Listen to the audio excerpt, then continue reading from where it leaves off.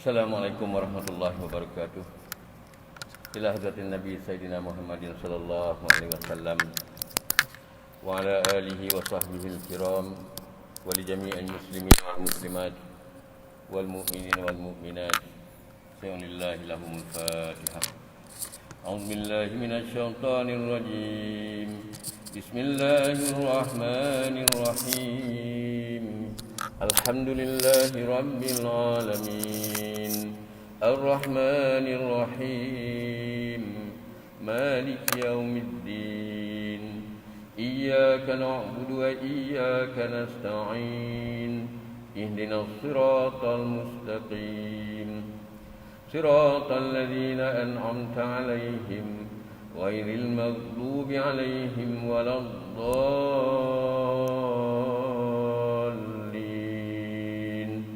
Amin. Alhamdulillahirabbil alamin. Segala puji bagi Allah, Tuhan pencipta, pemilik pentadbir sekalian alam. Ala ni'matil iman wal Islam, di atas nikmat iman dan Islam. Wa huma min a'zamin ni'am, dan kedua-duanya yakni nikmat iman dan Islam sebesar-besar nikmat. Wa kafa bihima min ni'mah, dan cukuplah bagi kami dengan kedua-dua nikmat tersebut. Wassalatu wassalamu ala asyrafil anbiya wal mursalin wa ala alihi wa sahbihi ajma'in. Selawat serta salam ke atas junjungan besar kita Nabi Muhammad sallallahu alaihi wasallam, ahli keluarga baginda dan sahabat-sahabat baginda sekaliannya. Rabbi shrah li sadri, ya Tuhanku lapangkanlah dadaku. Wa yassir li amri, dan mudahkanlah segala urusanku. Wahlul 'uqdatam min lisani, dan lancarkanlah tutur kataku. Yafqahu qawli, mudah-mudahan sahabat-sahabat, saudara-saudari muslimin muslimat yang mendengar dapat memahaminya insya-Allah. Subhanaka la ilma lana, maha suci Engkau ya Allah, tidak ada apa yang kami ketahui illa ma 'allamtana, melainkan dengan apa yang telah Engkau ajarkan kepada kami. Innaka antal alimul hakim, sesungguhnya Engkau lah ya Allah, Engkau lah Tuhan yang maha mengetahui lagi maha bijaksana. Bismillahi masyaallah, la quwwata illa billahi masyaallah, kullu ni'matin minallahi masyaallah, al khairu kullu biyadillahi masyaallah. Allahumma innaka ta'lam anna hadhihi qulub qad ijtama'at ala mahabbatik. Ya Allah, Engkau lebih mengetahui bahawa hati-hati ini berkumpul untuk menyatakan rasa mahabbah kepadamu. Wal taqat ala ta'atik, bertemu dalam rangka melakukan ketaatan kepadamu.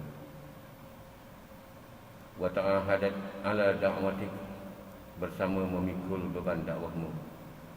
Wa ta'ahadat ala nusrati syariatik, mengikat janji setia untuk memertabatkan syariatmu. Fawasiqillahumma rabitataha, maka kau satukanlah hati-hati kami ya Allah dengan Islam, dengan ukhuwah Islamiyah.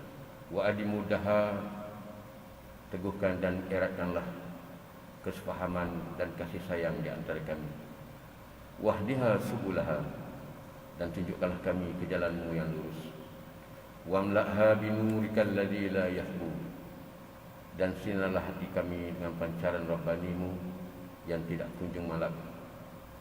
Washrah suduraha bifaidil imani bik, dan lapangkanlah dada kami ya Allah dengan keimanan.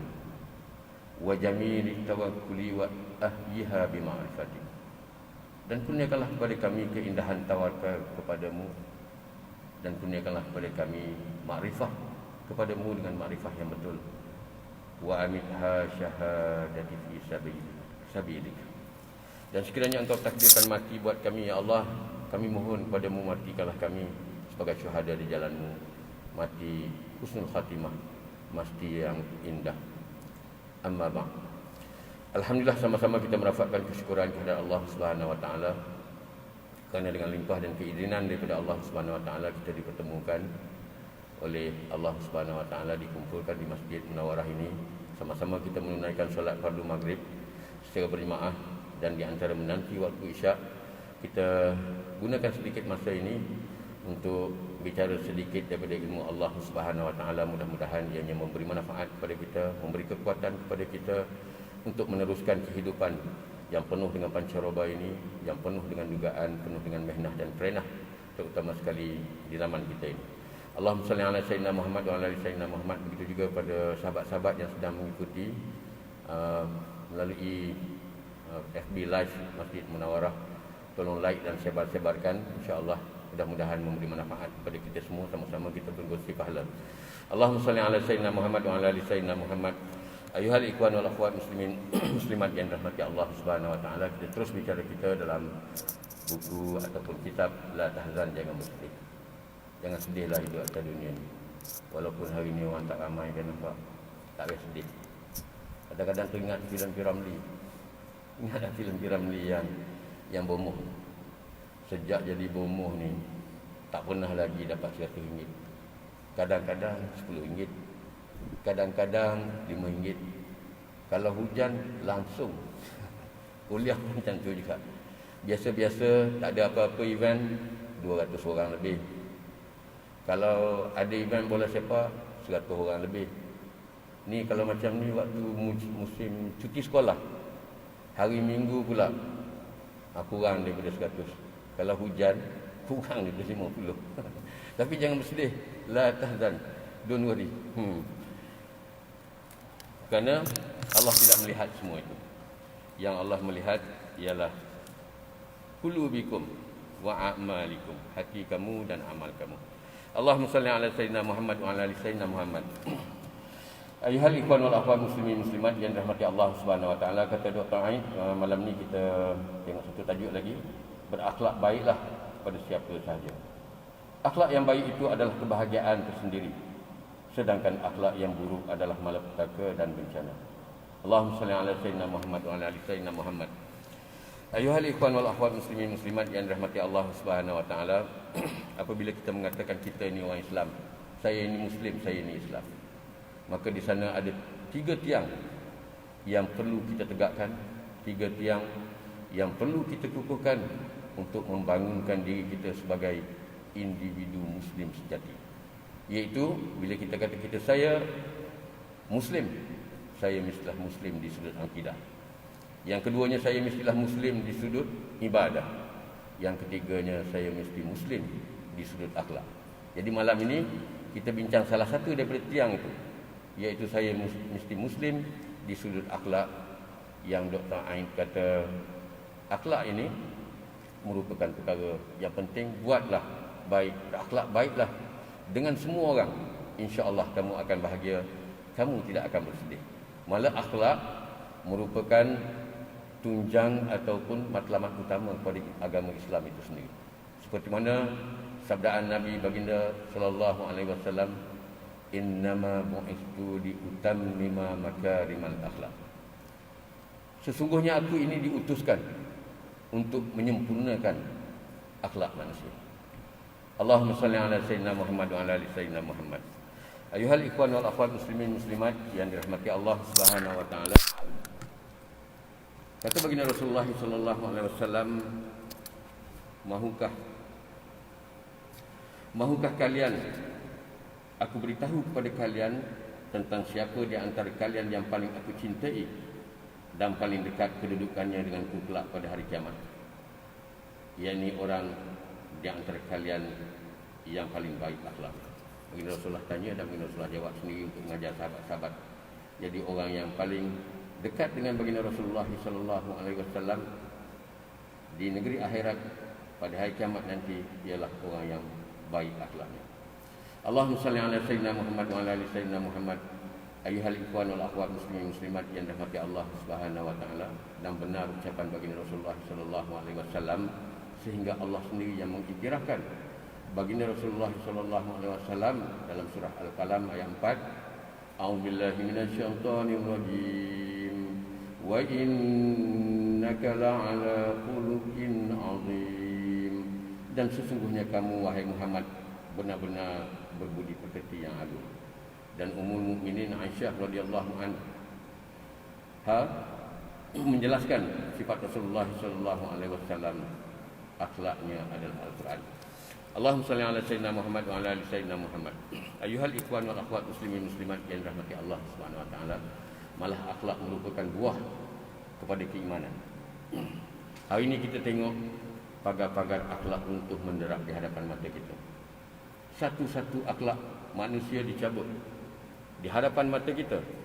Berlaku keruntuhan akhlak dengan cara mass, secara besar-besaran yang berlaku di hadapan kita. Bila kita tengok, kalau kita faham bahawa akhlak merupakan buah daripada keimanan, maka krisis yang dihadapi oleh umat manusia pada hari ini ialah krisis keimanan, adalah krisis keyakinan. Kerana mereka tidak lagi yakin pada Allah Subhanahu Wa Taala. Mereka tidak yakin lagi dengan dosa dan pahala perkara ghaibiyat, perkara sam'iyat. Mereka tidak ada lagi rasa mahabbah pada Allah Subhanahu Wa Taala dan Rasul. Maka hilang akhlak, dicabut akhlak daripada hati manusia. Dan kalau kita nak tengok benteng terakhir, kalau kita nak tengok kronik ataupun tidak, akhlak di zaman kita ini, tengok benteng terakhir iaitu institusi keluarga. Kalaulah anak-anak tidak lagi boleh menghormati ibu bapa, kalau anak-anak tidak boleh lagi mendengar nasihat ibu bapa, jauh sekali untuk berbakti pada ibu bapa, malah ada yang melawan, membunuh, menyeksa ibu bapa, maka harapan apa yang kita ada untuk seorang manusia berakhlak dengan guru? Harapan apa yang kita ada untuk manusia berakhlak dengan pemimpinnya? Harapan apa yang kita ada untuk manusia berakhlak sesama manusia? Allahu Akbar. Ini realiti yang berlaku. Maka penyelesaian tak ada lain, balik semula kepada keimanan kepada Allah Subhanahu Wa Taala, keimanan kepada perkara-perkara ghaibiyat, perkara-perkara sam'iyat, perkara-perkara yang tak dapat dilihat, tapi kita kena yakini dengan hati, dengan keyakinan yang utama. Allahumma salli ala sayyidina Muhammad wa ala ali sayyidina Muhammad. Ayuhal ikhwan wal akhwat muslimin muslimat yang dirahmati Allah Subhanahu Wa Taala. Jadi pada malam ini kita tengok beberapa perkara yang penting, apakah sifat-sifat orang yang berakhlak dan bagaimana perkara-perkara tersebut boleh mempengaruhi kehidupan masyarakat kita. Yang pertamanya, mestilah memelihara lidah. Ini akhlak di kalangan kita, sama-sama kita. Pada pertemuan yang lepas dalam tajuk umum anda dah sentuh rukun ukhuwah.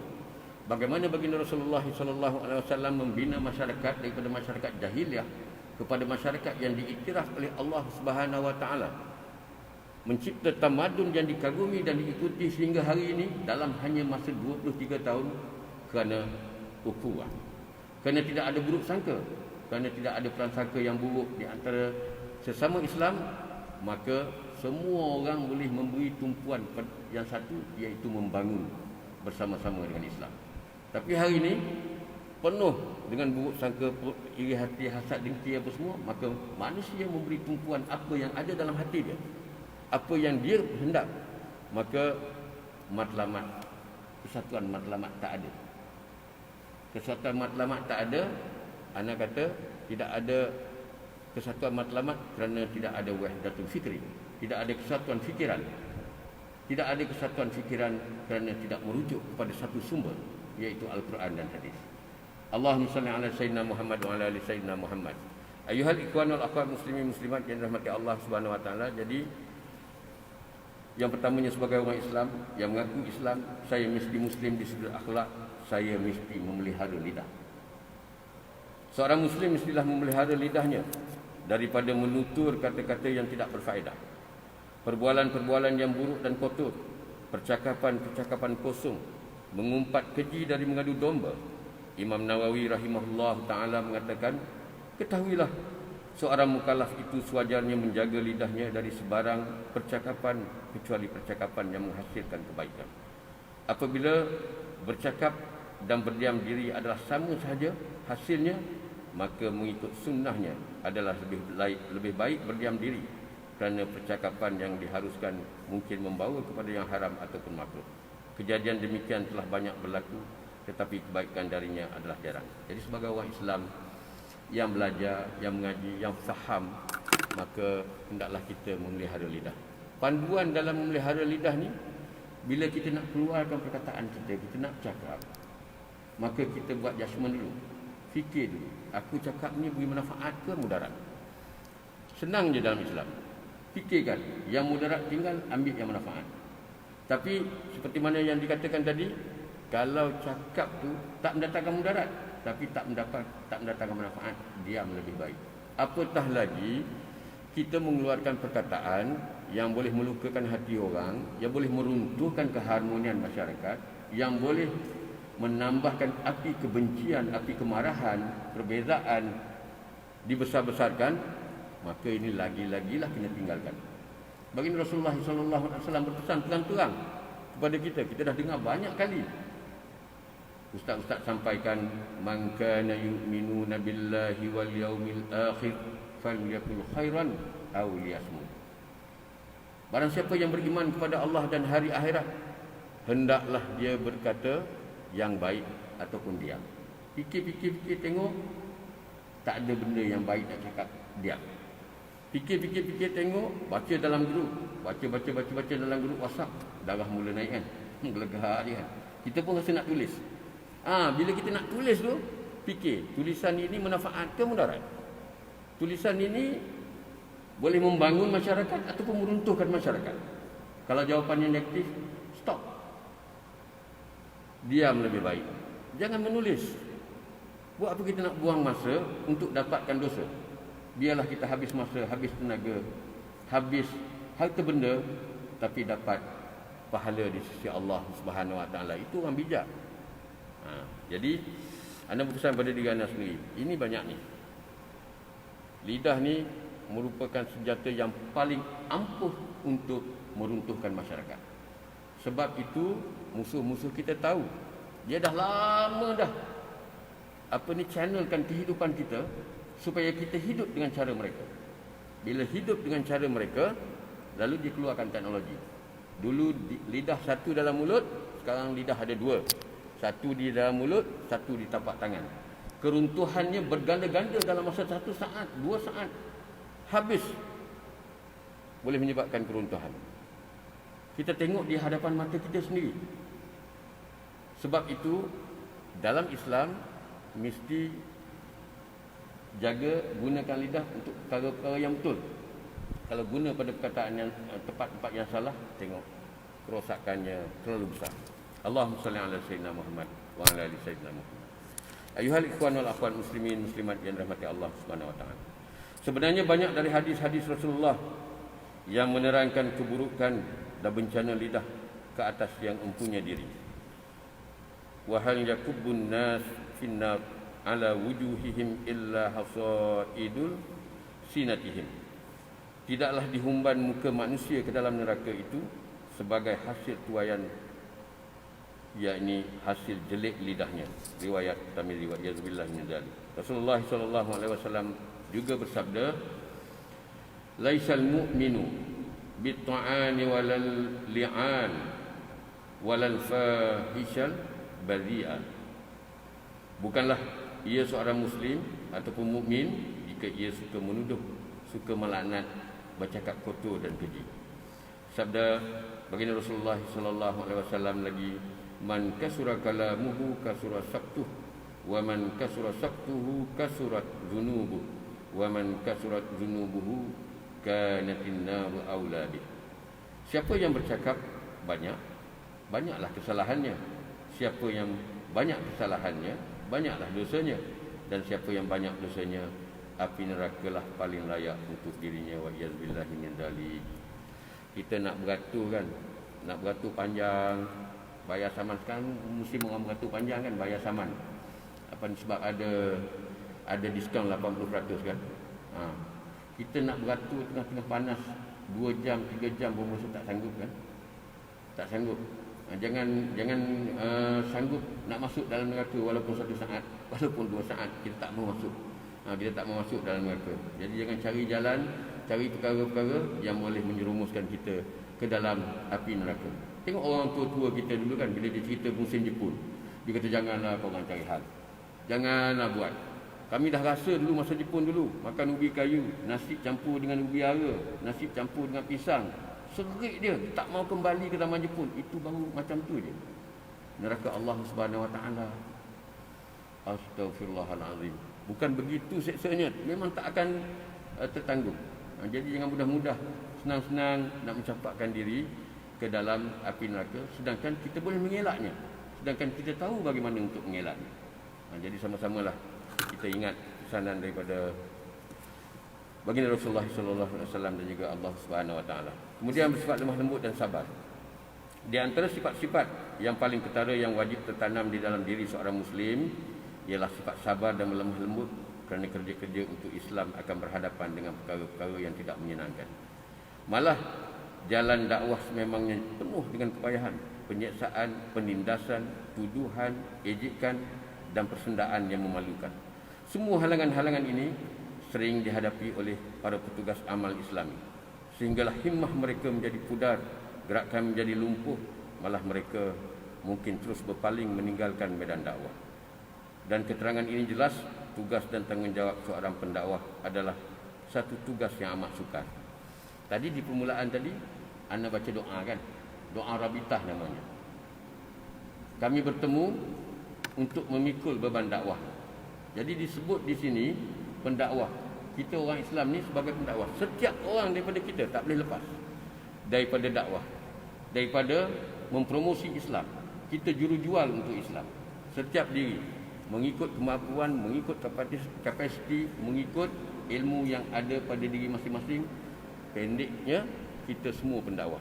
Dan untuk nak jadi jurujual Islam ni memang akan diejek kan? Makan diejek. Kita buat pergiliran sembahyang Jumaat guna masjid Kuru, kan diejek. Kan dimarahi, dituduh macam-macam. Lepas tu ada pula juru cakap kita yang biasa duduk kat masjid apa semua, tolong terangkan kepada masyarakat luar yang jarang datang ke masjid. Ada di antara jemaah kita kan, dia dah biasa dengan masjid, sistem masjid Munawarah, dia pula tolong cerita, dia turun cerita, dia pun kena hentam. Dia pun kena marah kan. Kan? Itu baru sikit tu. Baru sikit. Jadi kan anda nak cerita, Islam dengan amal jama'i tidak boleh dipisahkan. Kita buka buku baca sedap je cerita pasal sabar. Kita buka buku cerita sedap je pasal infak, pasal menghabiskan harta, menghabiskan tenaga untuk agama. Kita cerita, buka buku, baca seronok je. Jadi halua telinga kita bagaimana untuk memberi kemaafan kepada orang lain. Kita belum diuji, kita belum kena, kita belum turun ke medan. Baru kita dapat agak, ya Allah, selama ni aku hanya reti teori saja. Sebenarnya aku bukan orang yang sabar. Sebenarnya aku bukan orang yang pemaaf. Sebenarnya aku bukan orang yang boleh mengeluarkan harta benda, yang boleh mengeluarkan tenaga untuk Islam. Pada masa itu baru kita mengenang orang dulu yang susah payah. Baru mengalir air mata kita ingat baginda Rasulullah dengan sahabat-sahabat. Susahnya. Sebab apa? Kita rasai bahangnya. Sekelumit dalam hidup kita, bahang itu terlalu sedikit dibandingkan dengan sahabat-sahabat dan baginda Rasulullah sallallahu alaihi wasallam, para aulia Allah Subhanahu wa taala. Kita baru cuba sedikit, ya Allah, tak tahan. Kita edarkan makanan. Masa Covid kan, PKP apa semua kan, orang ni kita edarkan salah. Tak panggil ambil, tak edarkan pun salah. Kita bagi senarai, dia kata pilih senarai dia. Kita pergi hantar, ada di setengah-setengah tempat, kita hantar, ini je. Allahu Akbar. Bayangkan, dia kata macam tu. Sungguh ni, ini cerita realiti. Ini je. Kan? Kalau tak sabar rasa nak ambil balik, tak payah datanglah ke rumah orang ni. Ataupun ambil beras tu, hentak je dekat kepala dia kan. Rasa nak buat macam tu. Tapi ini nak ceritanya. Nak ceritanya, kalau sahabat-sahabat nak tahu diri sahabat siapa, turun ke medan. Apa-apa yang sahabat minat. Kita ada geng yang pergi ke Betau, ke Kuala Lipis, jumpa orang asli. Kita ada orang yang angkut beras ataupun yang tunggu dekat sini. Kita ada ni Kamarul Zaman, tunggu dekat pintu setiap hari Jumaat. Boleh join dia. Kita tengok. Mulakan dengan yang kecil-kecilan dulu. Jangan mula yang besar-besar dulu, mula yang kecil-kecilan dulu. Tengok apa kita rasa. Baru Imam Ghazali kata, dalam 10 sifat tercela tu, dia kata, kita cuba, tengok yang mana paling dominan. Yang mana paling dominan? Yang dominan itu, tolong bersungguh-sungguh hapuskan dia. antara gila pangkat, gila kuasa, gila kedudukan, kan? Banyak makan, banyak cakap. Itu di antara 10 perkara-perkara ataupun sifat-sifat tercela. Imam Ghazali suruh kita test. Kemudian tengok yang paling dominan. Yang dominan itu, please do something. Imam Ghazali tak cakap lah please do something. Baik. Hari ni pasal kurang sikit orang, dia power lain sikit lah.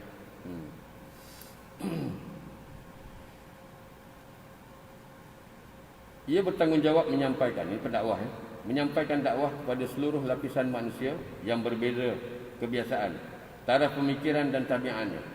Da'i akan menyampaikan dakwahnya kepada orang yang jahil dan orang alim, orang yang berfikiran terbuka dan orang yang emosional, orang yang mudah bertolak ansur dan orang yang keras kepala, orang yang tenang dan orang yang mudah tersinggung.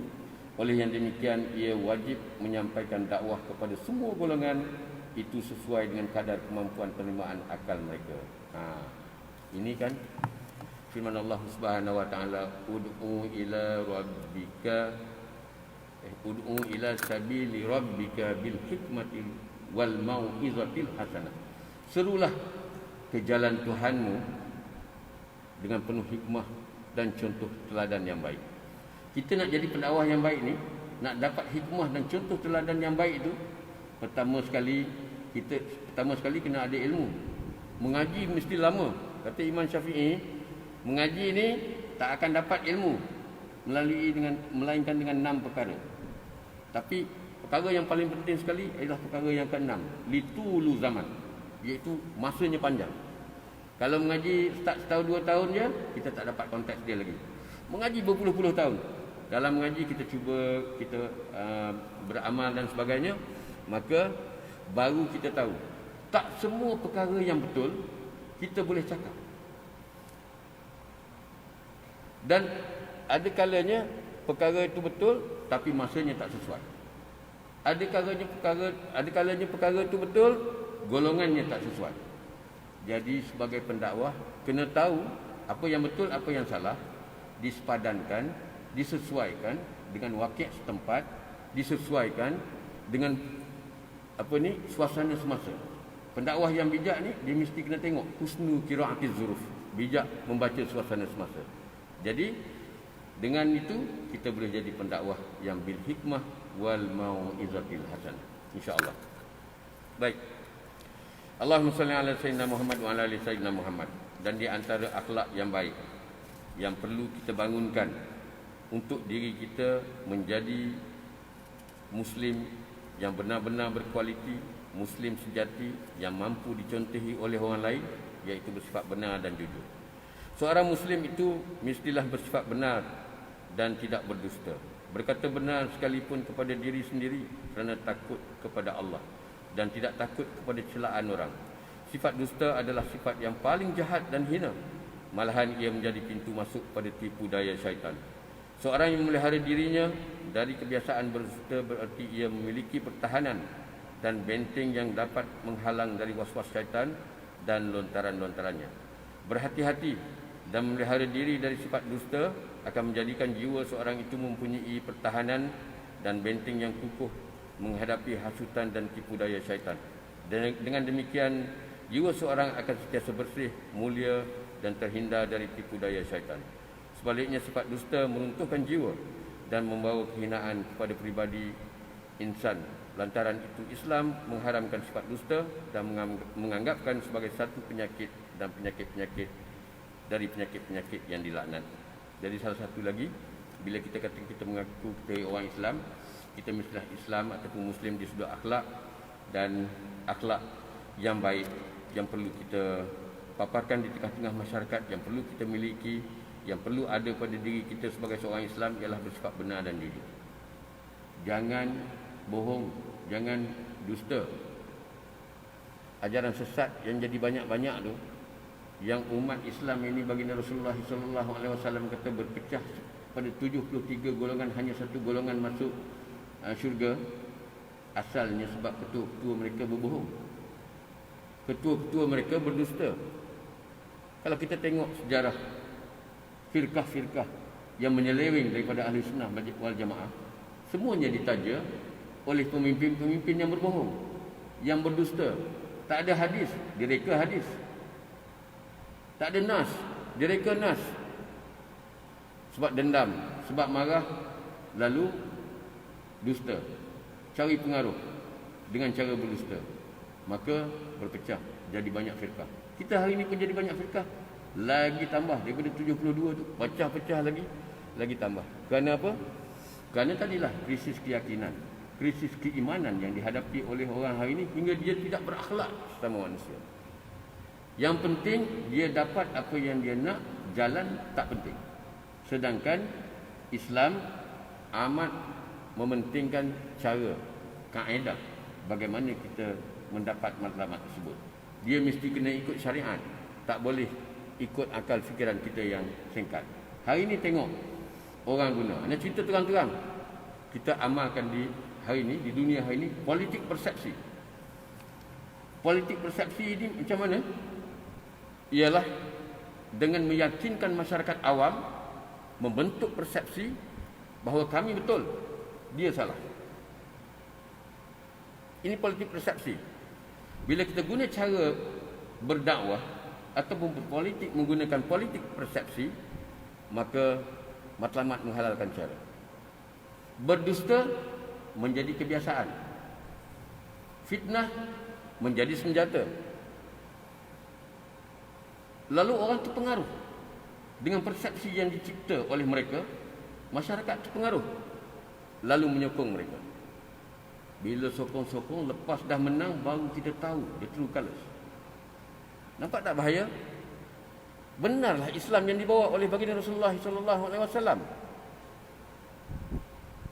Apabila kita lari daripada track Islam, bahangnya kita sendiri yang terima. Betul ya? Minta maaf, anak kita jangan kita bercakap untuk mewujudkan persepsi saja, tapi cakap ikut seperti mana yang Islam suruh, biar ada rujukan, biar ada sumbernya. Allahumma salli ala sayyidina Muhammad wa ala ali sayyidina Muhammad. Ayuhal ikhwan wal akhwat muslimin muslimat yang dirahmati Allah Subhanahu wa taala. Seterusnya akhlak yang baik yang perlu kita bangunkan untuk diri kita adalah bersifat rendah diri. Seorang muslim mestilah bersifat tawaduk atau merendah diri, khususnya terhadap saudara-saudaranya yang muslim, dengan cara tidak membedakan dalam memberi layanan, sama ada yang miskin ataupun yang kaya. Rasulullah SAW sendiri memohon perlindungan kepada Allah Subhanahu wa taala agar dijauhkan dari sifat-sifat takbur, membangga diri. Baginda bersabda, la yadkhulul jannah man kana fi qalbihi misqala dzarratin min kibri. Tidak akan masuk syurga sesiapa yang di dalam hatinya terdapat sebesar zarah sifat takbur. Dan di dalam hadis kursi pula Allah berfirman, al-izzu izari wal kibri ya ridai faman yunazi'uni fi wahidin minhuma faqad azabtuhu. Kemuliaan itu ialah pakaianku, dan membesarkan diri itu ialah selendangku. Sesiapa yang cuba merebut salah satu daripada keduanya, pasti aku akan menyaksinya, wa yazubillah min zalik. Jadi salah satu ini kena bunuh diri duduk depan orang, duduk tak kira lah walaupun kita ni orang hebat ke, hanya orang yang berilmu ke, orang yang kaya ke, orang yang berharta ataupun apa, tapi di tengah masyarakat kita kena hidup bunuh diri. Kerana apa? Inna akramakum indallahi atqakum.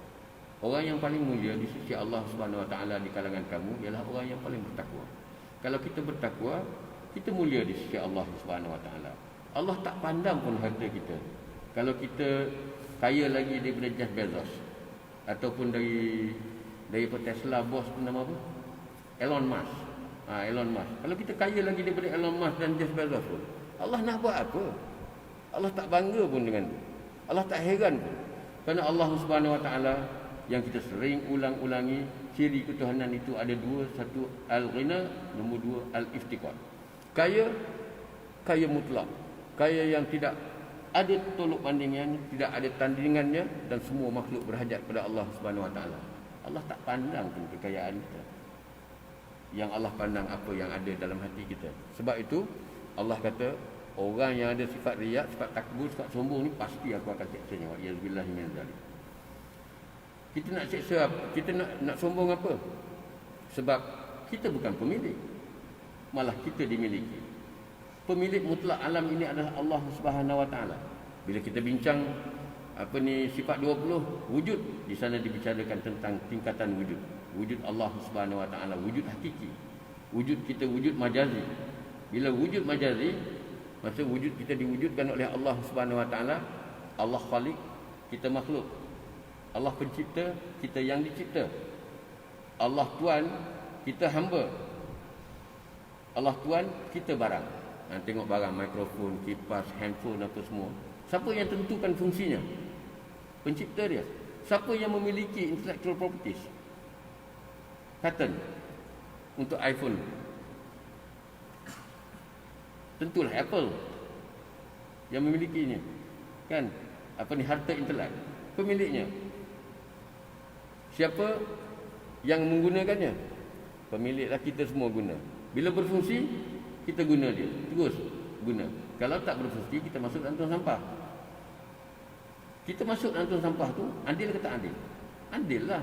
Meletakkan sesuatu pada tempatnya, yang elok digunakan, yang tak elok masuk dalam tong sampah.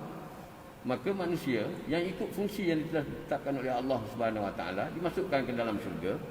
Yang tidak ikut fungsi yang ditentukan oleh Allah Subhanahu Wa Taala, derhaka pada Allah Subhanahu Wa Taala, dimasukkan ke dalam neraka. Kerana keadilan Allah Subhanahu Wa Taala meletakkan sesuatu pada tempatnya. Kerana keadilan. Kadang-kadang orang bicara kan, Allah itu kan maha baik, maha halus, maha pemurah. Kenapa nak siksa orang dalam neraka? Pandai je dia cakap macam tu. Kan? Jadi begitu keadaannya. Jadi janganlah ada rasa riak sebab kita tidak memiliki, malah kita memiliki. Kalau kita pandai hari ini, sekelip mata saja Allah boleh cabut. Turun tangga masjid, jatuh tangga. Licin-licin hujan ni, wa'iyazbillah, jatuh tangga. Putus. Urat sikit je. Habis ilmu yang kita ada. Tengah-tengah duit banyak apa semua, jatuh sakit. Habis. Berubat sana tak jadi, berubat sini tak jadi, berubat. Habis harta. Senang je Allah nak buat. Jadi jangan bangga diri, jangan besar diri duduk di tengah-tengah masyarakat. Anda pesan pada diri anda sendirilah. Yang ke-8, akhlak yang baik. Menjauhi sangka buruk dan mengumpat. Ya Allah, ini hari ni buka handphone ni, buka grup mana pun mesti jumpa ni sangka buruk dengan mengumpat ni. Menjauhi sangka buruk, mengumpat dan mengintai-ngintai keburukan orang lain. Oleh itu seorang itu mestilah menjauhi sifat-sifat ini kerana mematuhi firman Allah Subhanahu Wa Taala. A'udzubillahi minasyaitonirrajim. Ya ayyuhalladzina amanu ijtanibu katsiran minadh-dhanni inna ba'dadh-dhanni itsm. Wa la tajassasu wa la yaghtab ba'dukum ba'dha. Ayuhibbu ahadukum an ya'kula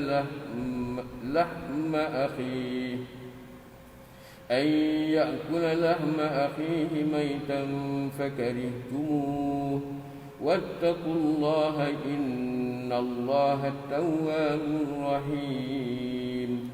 Hai orang-orang yang beriman, jauhilah kebanyakan dari prasangka. Sesungguhnya sebahagian dari prasangka itu adalah dosa. Dan janganlah kamu mencari-cari kesalahan orang lain. Dan janganlah sebahagian kamu mengumpat sebahagian yang lain. Sukakah salah seorang di antara kamu memakan daging saudaranya yang sudah mati? Maka tentulah kamu merasa jijik padanya. Dan bertakwalah kepada Allah. Sesungguhnya Allah Maha penerima taubat lagi penyayang.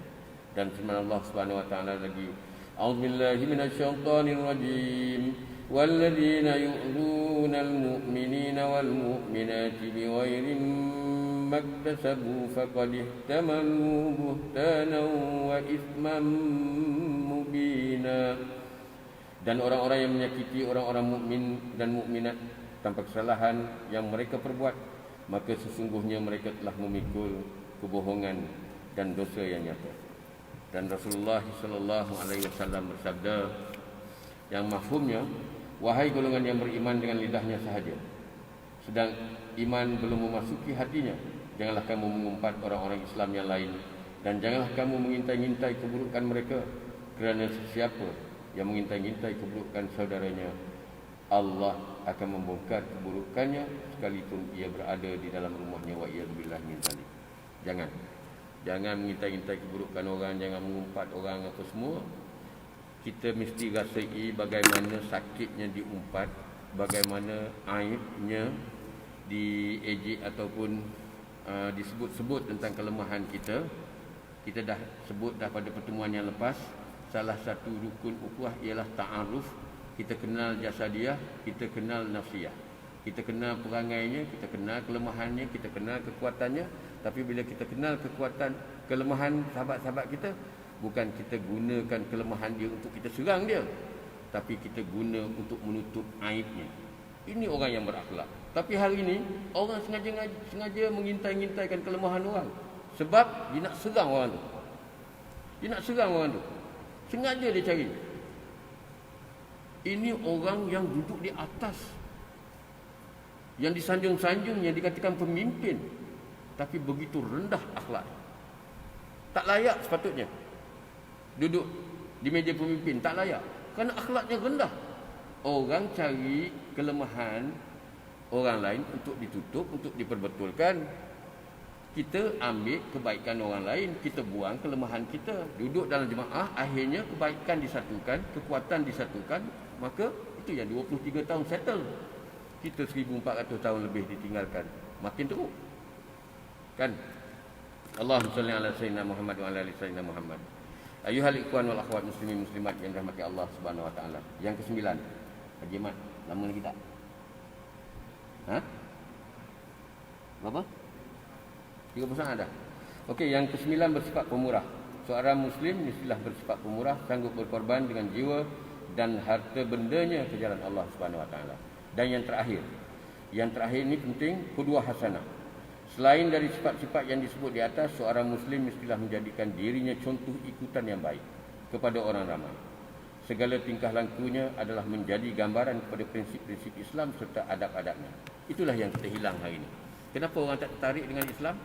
Kerana nilai-nilai murni dalam masyarakat hilang daripada orang Islam. Al-Islamu mahjubun alal muslim. Islam, keindahan Islam, ketinggian Islam itu dilindungi, ditutup, dihijab oleh orang Islam sendiri. Keindahan Islam hanya ada dalam kitab. Ketinggian Islam hanya ada dalam kitab. Bila tunjuk orang Islam, habis. Nilai-nilai murni tak ada, jauh daripada kita semua, maka tak ada siapa yang tertarik dengan Islam. Wallahu alam. Apa yang baik datangnya daripada Allah Subhanahu wa taala, apa yang kurang datangnya daripada kelemahan dan kekurangan diri anda sendiri. Anda mohon ampun kepada Allah Subhanahu wa taala dan minta maaf sangat-sangat dengan sahabat-sahabat hari ini pelajar bateri sikit. Minta maaf semua. Anda sudahi dengan wabillahi taufiq wal hidayah. Assalamualaikum warahmatullahi wabarakatuh.